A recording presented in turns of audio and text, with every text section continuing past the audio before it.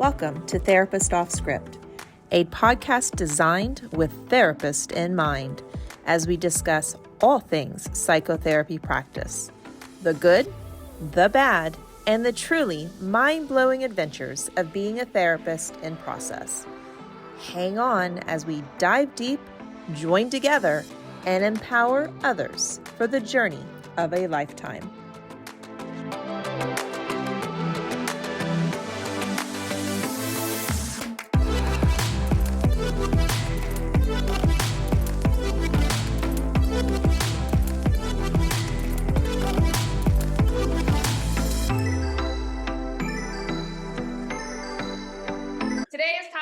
Talk about making the most of our time as an associate and beyond, including some talk about continuing education units. This is kind of a nice way of tying together a lot of the stuff that we've already been talking about, right? Like the journey of becoming an associate, the journey of getting your license. And, now with the new changes, it's not just licensed professionals that need to do continuing education units.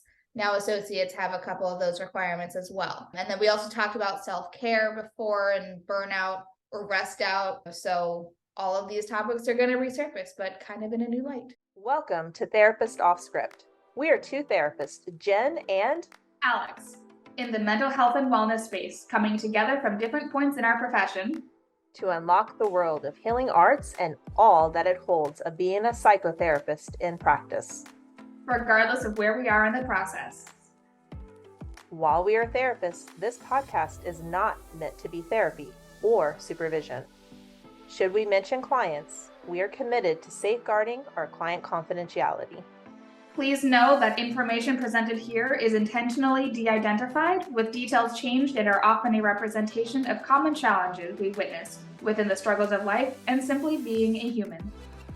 Come spend time with us as we show up as unapologetically us. We are Therapist Off Script.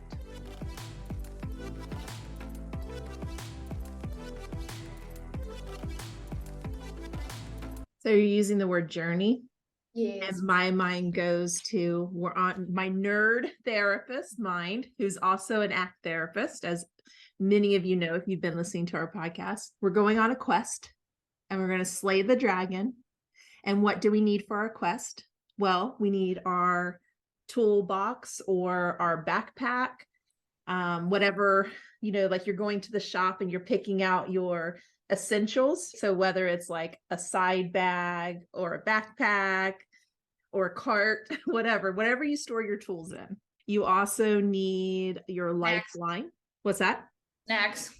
Snacks to charge yourself. So you're going to think of like your recharge. Like if you think of like an apple, like you're on your quest and you find an apple and it like makes your health points go up. Picturing Zelda. I know, my mind's in Zelda right now too, so I'm so glad that came across. You also need like your spell book of information, and so that could be like the BBS. There could be a wizard on the quest that is like your supervisor, your trusted, choose wisely, your supervisor. It could be your teammates that are going with you on the adventure, and who are your trusted others. So that could be like connections, authentically connected with your colleagues through networking events. That organically happens, because when it organically happens, it's like better in my perspective. Or as an associate, like fellow associates that you meet either in group supervision or just, in passing if you're in an in-person setting. Mm-hmm. You need a compass to lead the way. And the compass to me, in my mind, is your values and your morals. Those like the mission, the vision, right? The direction you're heading. And it's not just about getting to the destination. It's about how you get there intact, not burned out or rusted out, because rust out happens slowly over time versus burnout. I have this visualization as right? It doesn't happen like that. It happens slowly over time. And if you're not paying attention to the rust happening, it can overtake you. What other kind of things through the lens of like video games and like a quest to slay the dragon would you need that you can think of? Power-ups could be helpful. I guess they're not necessarily required, Mm-hmm. but those I would see maybe those continuing education units. Or self-care too. Power. So self-care. it goes like, it's kind of like a dual thing. I love that. What else? Ugh, I don't know. Now I'm just thinking of Zelda and the stupid electric whiz robes that we can't get past the last time we were playing. I'm on the very last scene, or the very last level of Mario. So yeah, so I'm like on the very last one, and it's been like probably a month, and I need to get back to it. So I forget which one of, like, we got the Mario, like the 3-pack. Like there's Galaxy, 64, and Sunshine, maybe. I don't know. And one of them, I forget which one it is, but I can't get past freaking PD Piranha, and it pisses me the fuck off. That's where I get my daughter, and I'm like, okay, let's do this together. But we were playing Mario when we lived in Japan, and we started it and we almost finished it before we came back to California. And so we're still playing it together. So, but she helps me with the levels. You said something about power-ups, and something came in my mind. Oh, I know what it was. Potions, right? Like the alchemy of potions, and like the good mixtures of like finding a good practice that's a good match for you. It could be the alchemy of having like a client that's a good match or a good enough match. It could be the alchemy of the person of a therapist or self of a therapist, and how you're learning about yourself along the quest. Or even what you're doing as a therapist, like working with clients, right? Like it's a matter of figuring out what works for them. And so, yeah. Yeah, and you're adding to your book, your spell book, as you learn new things of information. So it could be a spell book of BBS information, but it could also be like a spell book of like all your tips and tricks and tools and interventions, and even like how you learn to assess, diagnose, and treat, how you learn to work with insurances or private pay. Like it's a learning journey. And along the quest, you're going to slay the dragon, which is the end, getting your licensure exam. And then beyond licensure, it's like the 3-pack that you got with Mario. You're on the 2nd pack, right? The 2nd pack is now you've got CEUs, which you didn't have to meet before. Yes, you had to get 3,000 hours. And within that 3,000 hours, you also had to take like law and ethics, suicide prevention training, telehealth now. What am I forgetting? Am I forgetting anything? I think those are the main ones. Okay. And then now have the annual law and ethics CEUs too. Those are the 3. And then you're licensed. And so yes, licensed has to like abide by that. Now we have to do 3 of the telehealth, and we've had the law and ethics before this new AB or Senate bill or whatever it was, as we have to get 36 continuing education units. And where do we get those units from? So that's the quest we're going to be talking about today. Is there anything you want to add? Like this could be a lot of fun. Yeah, I don't know. I think nothing comes to mind. Let's see where the quest takes us, or what, I don't know, side quests we always end up going down to. And eventually we'll get to the destination. All right. So where do you want to start? Yeah. So, well, with the question of where do we even get the CEUs? Start there. Because we know we've talked about the requirements. And like, okay, that's well good. I know that I need them, but where do I get them from? Where do I go for the magic shop? And now I'm thinking of Animal Crossing, you know, when you go to Tom You're Nook. On your own with this one. I didn't play this. You go to Tom Nook and you have to like get your supplies, and then you have to like borrow from the bank. And he is such a robber, that Tom Nook. So yes. Okay. So are you asking like where specifically, or like how to go about it, the ins and outs, or everything and above? There's any specific sites? Like I've come across some, but since you've been licensed for some time, maybe you have like your go-tos. I remember a professor when I was in grad school, and he came in and he said, I forgot I had to do my CEs, or my continuing education units, and my license is due to be renewed. That happened quick. So this person had to do 36 continuing education units in a 1 month time span.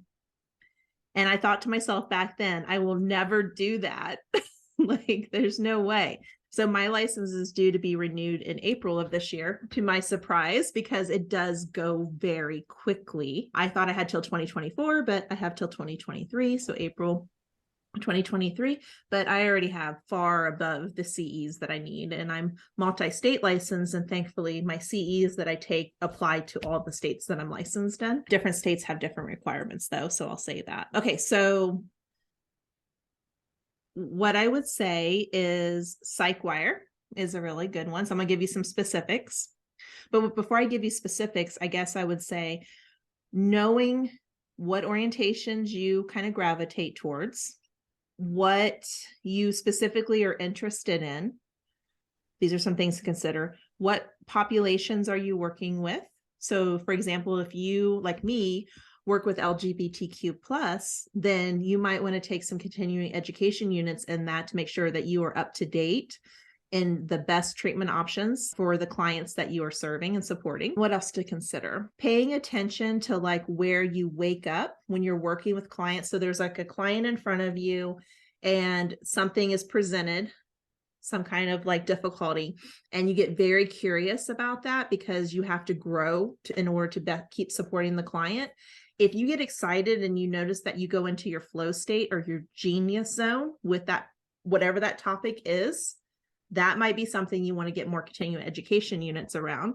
What if it's something that like maybe you're considering getting a certification in, but you don't want to go through the whole certification process because that can get expensive. So maybe like this can be a little, I don't know, taste of, I'm trying to use Yeah. So like, as you're an associate, you're trying on all these different orientations. And then even past licensure, it doesn't mean you leave that behind. It just means that you get to try on a whole bunch of other orientations continuously, as this profession is like a lifelong learning career. And so for example, acceptance and commitment therapy, there is no certification for it, which is fantastic.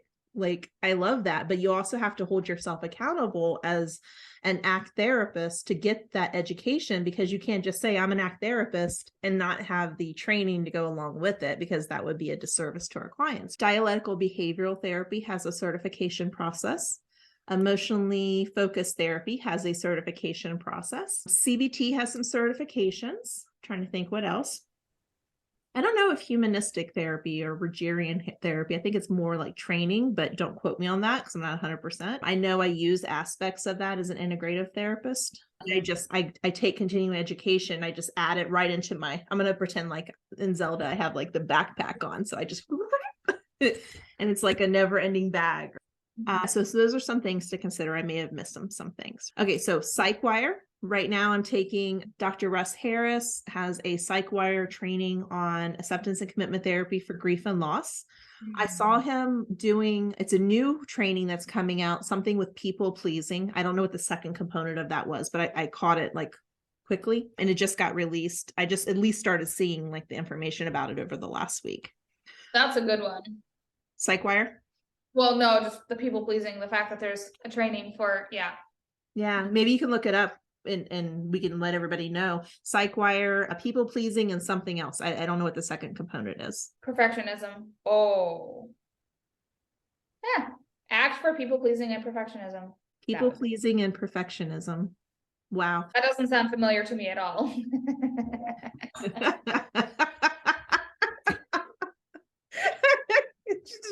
Can't relate. It's like you melded into the screen. So that one's a really good one. So acceptance and commitment therapy on Psychwire. I've taken dialectical behavioral training on Psychwire also. I pretty much have like all the hours to be certified. I don't know the path completely. I'm someone who is more aversive to getting a certification because more the learning. I just feel, I love the learning. That's like my number one value. But I feel like people have monetized the field in a way, and it bothers me. There's something there that I need to sift through, but it deeply bothers me. I'm like, I can get all the training, surpass the training because I'm driven by the passion of it. Yeah, I feel like there's something there for me I need to figure out, but it bothers me. I understand. I'm trying to put it into words, but like, yeah, it's the monetization of certain things like that. The other thing that bothers me is like just doing the bare minimum to get by. Like, you mentioned the lifelong learning mindset, and I feel like, we kind of have to, I guess we don't have to, but in order to be good, effective clinicians, in my mind, you have to have that mindset because you have to stay on top of like the research, like not even just, the continuing education units, but like research, like what else is out there. Like a lot of people I think have the mindset of, cool, I'm done with grad school, no more research for me. I don't have to look at an article ever again. Like, I mean, I guess you could probably get by, but I don't know. For me, I don't get it. Like I'm I don't always, get that. yeah, I always want to learn. I always want to grow. I want to Mhm. help people do exactly that. So I should probably take my own advice. So I think that's when you were talking, I think that's what rubs me wrong about the certification is anybody called me, like people reach out to me all the time from like the different networking that I've done, organic networking. It's not like I'm purposely like stepping in an elevator and doing elevator speeches to people. That's like cold calling to me. I don't like that. But genuine, authentic connections. I have people reach out to me. Even this morning, I haven't talked to this person in probably a year, and they asked me for different resources for something. And I did just give them the resources and what I knew about the information because it's like we rise by lifting others is one of my favorite quotes, right? Like I want to help others to become all they can become, to know their strengths and to use them to the benefit of our community. And so when someone monetizes a certification, I think it rubs me wrong. Doesn't mean it is wrong. It just something internally within me, it bothers me. So because I can have more than enough CEUs, but I don't know if I want to pursue a certification path. I think part of it also is it's a form of exclusion. And so someone may have met like all of the requirements in order to pass through the door of certification. But then you have a whole other thing where you have to get supervision. And I get it. It's part of like quality standards. I understand that aspect of it. But it's almost like an exclusion, like you can't step through that door. But those who did pursue the certification path were able to step through those pearly gates, or the door swung open for them. And it's almost like I don't want to be part of an exclusion club because it causes friction with my value system, and that everyone should have that opportunity. And there may be barriers in place, whether it's monetized or monetary value, not values, monetary exclusion, where people just can't get to the next level through certification. They have all the knowledge and skills and talents and experience and working with the clients, but yet they don't hold that golden ticket in order to pass through the door. And so I think an element of it is it's an exclusion, and I don't want to be part of that. So I love how acceptance and commitment therapy does it, because you can have all the skills and the training and the experience and the talents within it. You can craft beautiful stories and help clients, be able to come to that path of healing and growth and discovery without having to have that golden ticket. And so I think there's definitely an element in place that is causing friction within my values. So how do you feel about it? yeah, I agree 100%. Like I feel like I'm the type of person, especially if there's cheaper options for CEUs, like I'd rather, like I can easily do a whole bunch of them just for the sake of learning. And like I'll end up getting so carried away, like, oh yes, I want to learn about this, learn about this, learn about this. And like, however many, CE units go by, probably like 10 license renewals worth in like a week because it's fun for me. You also mentioned we rise by lifting others. And I do also, like, what hit me was like, yeah, but we also kind of have to lift ourselves too. Because then but lifting ourselves doesn't have to be by, ooh, look at all the certifications I have. I mean, by all means, if you have all the certifications, it's like a bragging thing. Like but there's so many other ways that we can lift ourselves and should. And that's where the self-care, I think, comes in, or just like the doing things for us, not for other people, right? Like, so if my mindset, like if I'm gonna do, like if I want to get the EFT certification, like, okay, who am I doing it for? Like I can get the training, do I need the certification? Maybe in certain cases, like, yeah, you need a certification to do something. But if I'm just doing it for like bragging rights, then I'm only doing it for me. But maybe I'm not actually doing it just for me. I'm doing it for the bragging rights. I'm doing it for others, but like not in the way that I want. Whereas if let's say like I go back to dance, I'm not going to post videos of me doing the dancing now like I was before. So good. Like, yeah, am I doing it for social media? My relationship with social media, like nobody likes and comments on my shit anyway. Like there's no point. It just makes me upset. I'm going to do it for me. Or focusing on like self-care in terms of, I don't know, like the stereotypical things, like, oh, get a facial or go to get a massage. I haven't done that yet. I have not the funds for that. So eventually, but like, you know, maybe things like that. Like, I'm going to do something for me and keep it like between me and me, Mm-hmm. me, Yeah. myself and I, all three of us. I love that. Okay, I got a massage gift certificate one year for a holiday, and I never used it, and I ended up giving it to a friend because it was just became this like weight in my wallet that I have a gift certificate that I haven't used, because maybe that's not the way I want to practice self-care. I mean, if I have a friend to go with, I would probably be more likely to go, but me going by myself, no, I haven't done it. But I think there's value in this. Gosh, I lost my trail of thought. Okay, so compasses, that's what it is.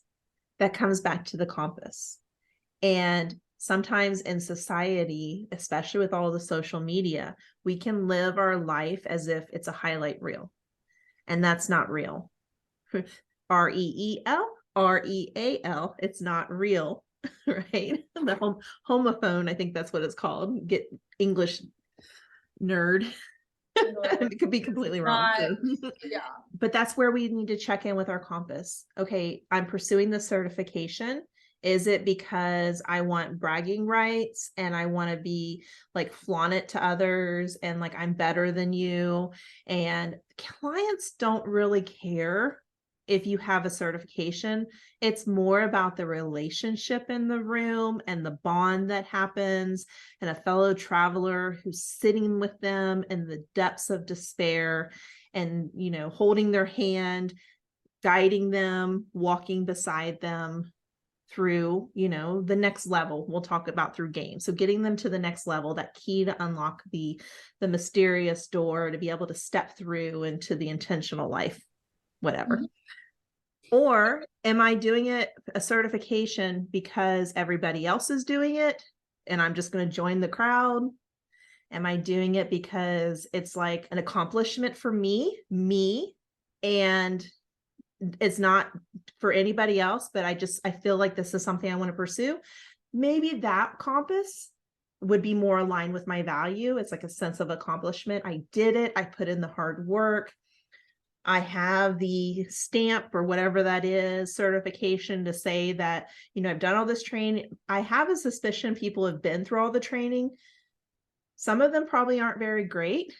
As you know, there might be someone who's done the training and never pursued the certification that might do better with clients. I don't know. There's so many, it's multifaceted.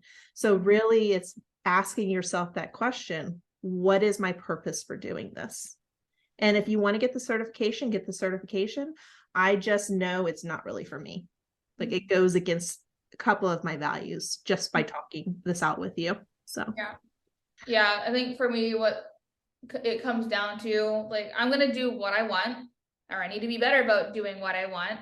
And if it happens to benefit others, which because of how I am, it usually does, then so be it. But there are things where, like, if I want to do something and I want to do it just for me, like, I should be okay to do that and not feel guilty about it. Like, I freaking run, I don't know, at one of my jobs, the groups that I run, like self-care and behavioral activation, self-compassion, ACT, like, why am I not listening to my own thing? Like, so many times, like, we're in groups and I'm leading stuff and even clients will say, like, oh, this is what I do.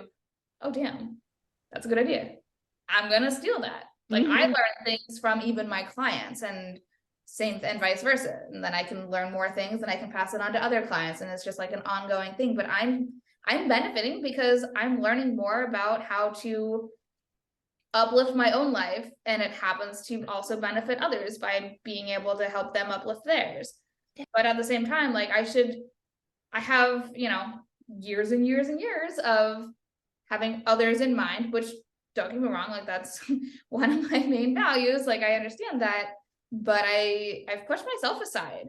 And then, like, I was noticing, I think it was, maybe it was yesterday, or yesterday was Sunday. I forget when I sent the message, but basically I'd said, you know, I've been in survival mode for so long that it's only been, like, you know, maybe certainly the first level of Maslow's hierarchy of needs, maybe the second.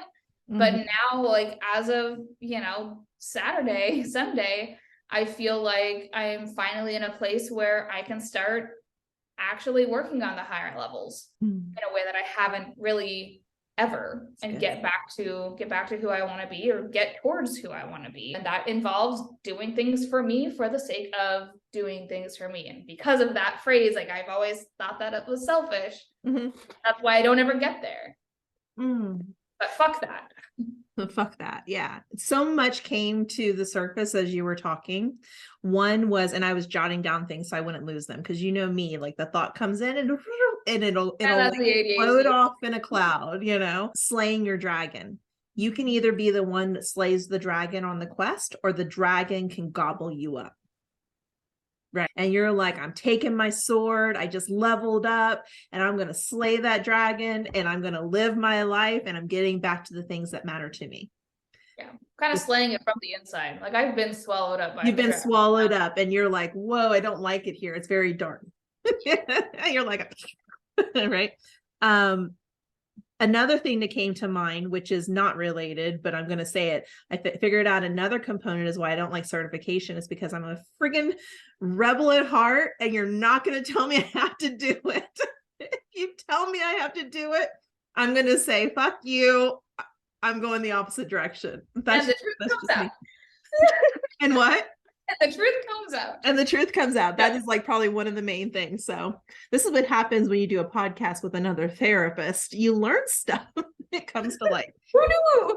Yeah. The third thing, I have like 5 things. So the third thing was, when you're starting your quest, know your values, because they're going to guide you along the path. And just like what you just said, one of my values is learning. Another one is, I'm hearing self-care, like getting back to dance. You were talking about it, but not on the highlight reel, because you're doing it for you. The fourth thing is, I'm thinking acceptance and commitment therapy choice point, because when we know our values, we can move towards our values, or we can do away moves, which is where the burnout camp is.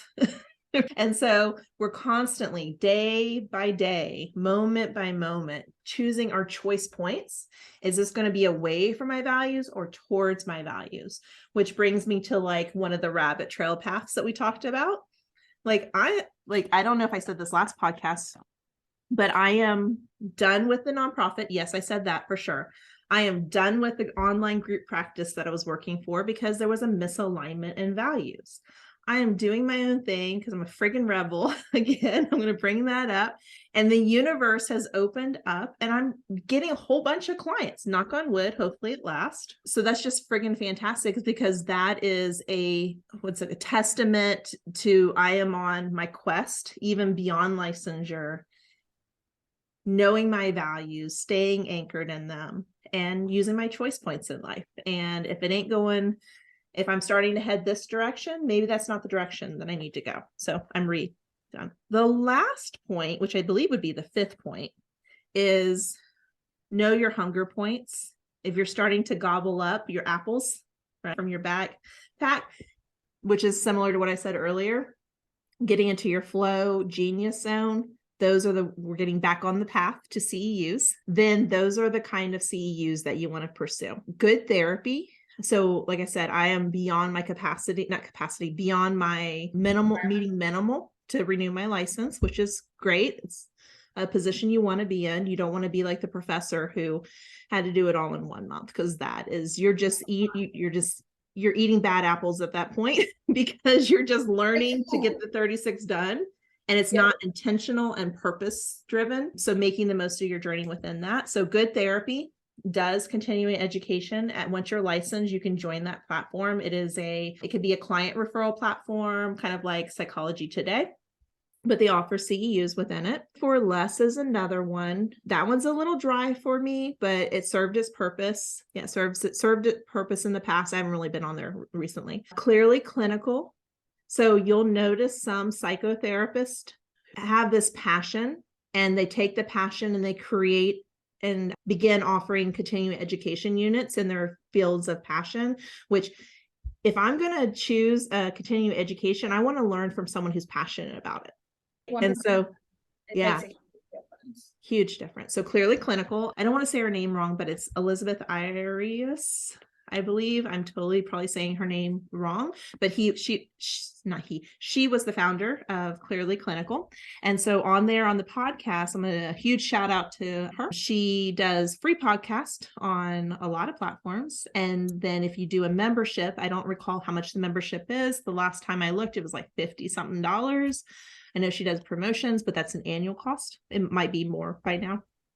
But you can get CEUs as part of that. Modern Therapist, I want to say they started offering CEUs. They also have a podcast. And then as part of the podcast, you can purchase CEUs with that. Barbara Griswold is a trusted professional who does all things insurance. She will do a lot of free training. And then she also does paid training on her website.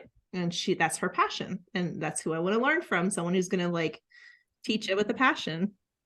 Simple Practice Learning. There for a while, Dr. Ben Caldwell was on there. I feel like I say his name every single podcast.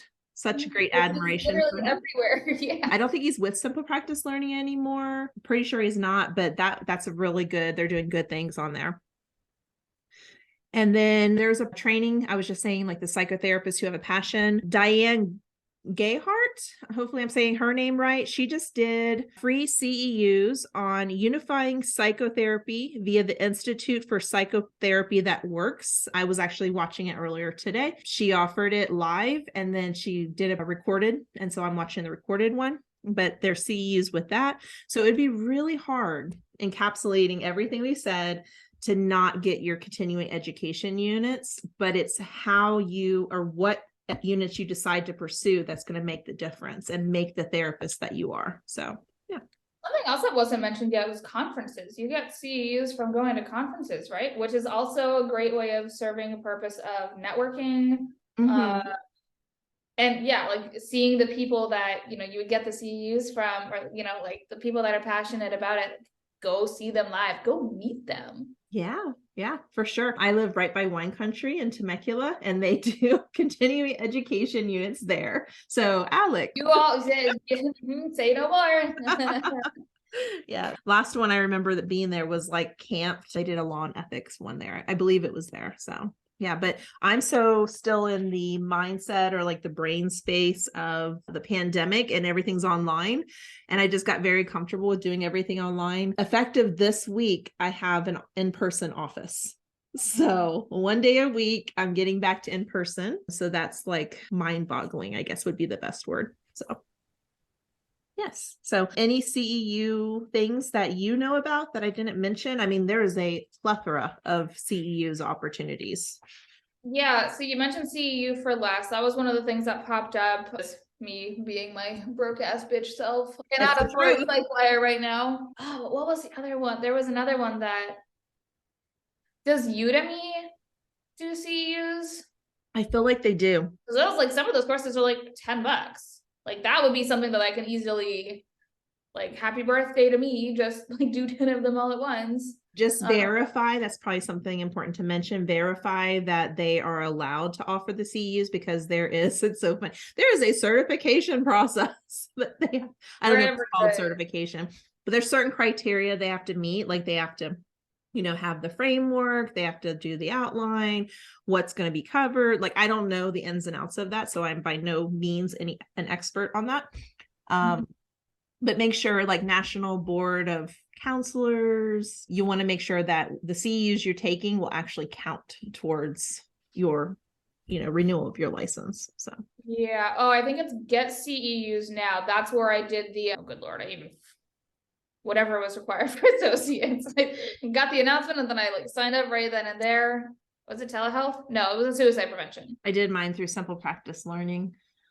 Okay, so speaking of getting CEUs for the sake of getting CEUs or just learning for the sake of learning, yes, we have to get CEUs. However, I have a membership Skillshare. And I did it over the holidays. So I got like a 50% discount, and I just learned to learn over there to improve myself. I do like social media, I do editing, and that's not going to count towards my license, but it grows me as a person and as a therapist, and it gives me tools to add into my backpack. Smart. Yeah. I feel like this is going to be a 2-part series because I have some other things to say. But maybe not. Maybe not. Was there something you wanted to say before? I don't want to steal. Is there something called like steal the pool? Like in like when you did like public speaking, classes, like I don't want to steal someone's pool and leave them there to like have no pool to jump into. So no, I can't think of anything right now. So there's this thing in Japanese culture called the IKIGAI. Have you heard of the IKIGAI? It's spelled IKIGAI. And what it is a culmination of what you love, what the world needs, and what you're good at. And through that, and what you can be paid for. That's the fourth component. And that is your mission, your vocation, your profession, and your passion. So it's an interweaving of those four components and within those four components. And when you are able to get to that, that's when you discover your ikigai. And I think that is such a beautiful thing. So if no one knows what ikigai is, look it up. It's pretty awesome. So, and it's beautiful. So have you found yours? I'm getting there. I'm on the quest. I already slayed the dragon. I'm on to the next one. There's always a bigger dragon. There's always a bigger dragon. There's always another mountain to climb. Yes.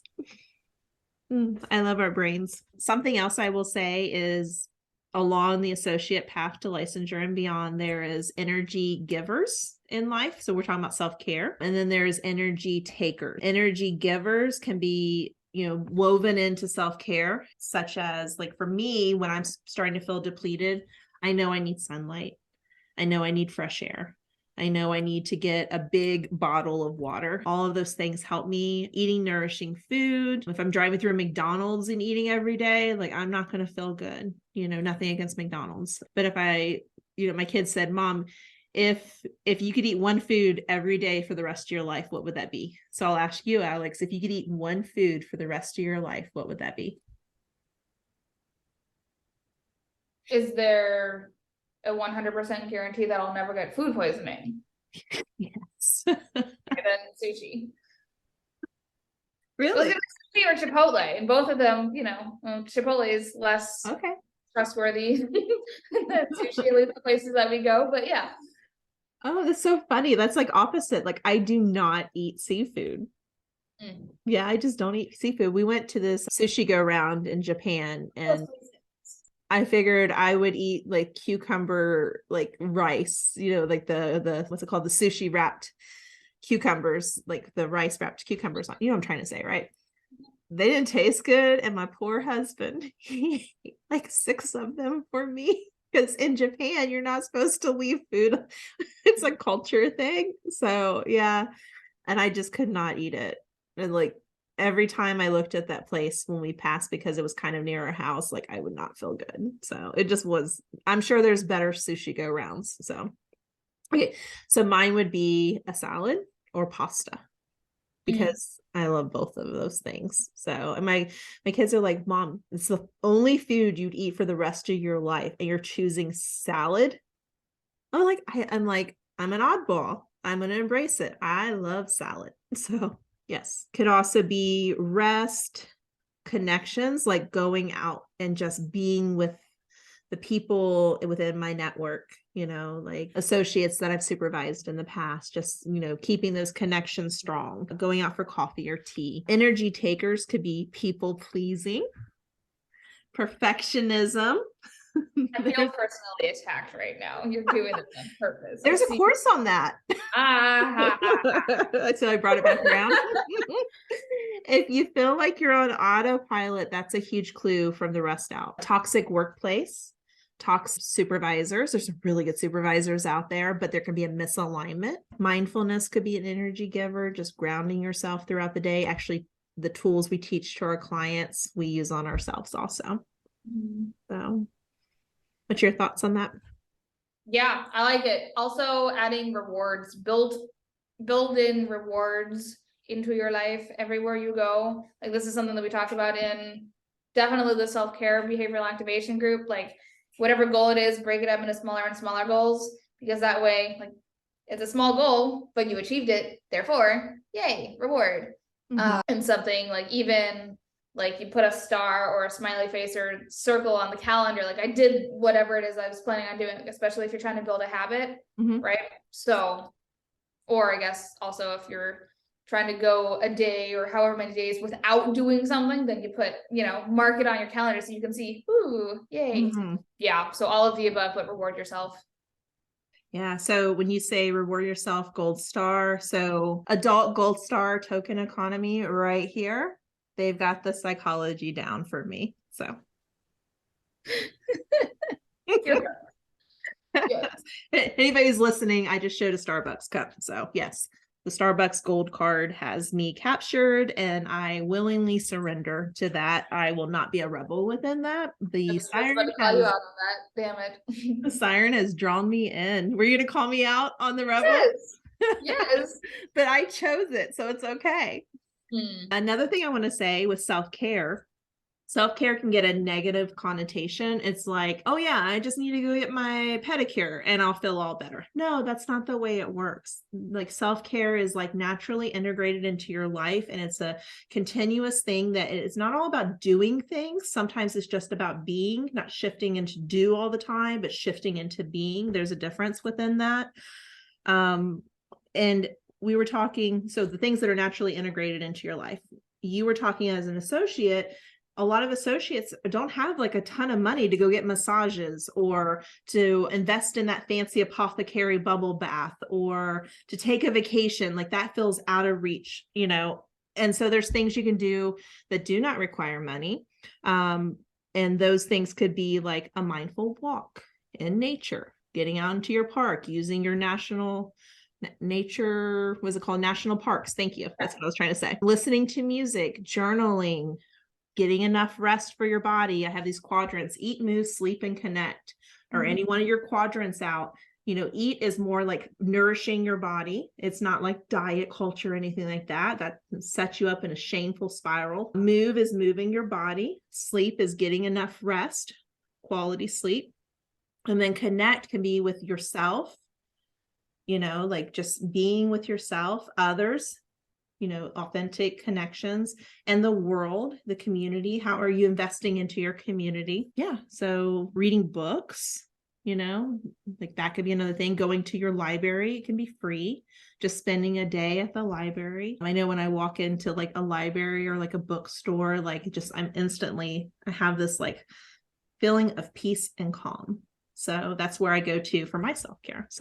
But the best self-care is the things that you're not necessarily adding onto your plate as like a to-do. It's just something like listening to a podcast on your drive, on your daily commute, to invest in yourself. So those are the things that are going to be the best antidotes to the rust out and ultimate burnout if you don't take care of self. So you can take care of others. Yeah. Although if you do need to increase any of the basics, right? Like even, when we think about depression, like sometimes getting out of bed is an accomplishment, regardless of the time. Maybe it's getting out of bed at all. Maybe it's getting out of bed before noon, or getting out of bed before, sometime in the morning, eating breakfast, washing your face, flossing, lotion, all of that. Like sometimes it is a matter of you have to do some extra work to make it a habit, but then once it is a habit, then yeah, it's just your daily life, right? But sometimes there is some work to get to that, and you're still doing self-care by working towards building those habits. Yeah. So reward yourself, give yourself the smiley face or the gold star. Yeah. And the getting out of bed even when you don't feel like it, that's dialectical behavioral therapy, opposite action, and I did not require certification for that. You just had to throw that in there. I had to. Okay, y'all don't hate me. I don't want to get a whole bunch of emails. They're all going to come from me. Just pursue the path that you feel is right for you as an individual. So if certification is what does that for you, by all means. Yeah. Absolutely. All right. Well, I think that's it for today. So catch you next time. See you next time. If you'd like to hear more, please do not forget to like and subscribe on your favorite platform. You can learn more about us at therapistoffscript.com or by visiting us on Instagram at therapistoffscript. We welcome connections, comments, and feedback, Or to simply say hi. by engaging with us on Instagram or through our website. Thanks for spending time with us today, where we dive deep, join together, and empower others. We are Therapists Off Script. Be sure to check out our show notes for links and resources shared within this episode.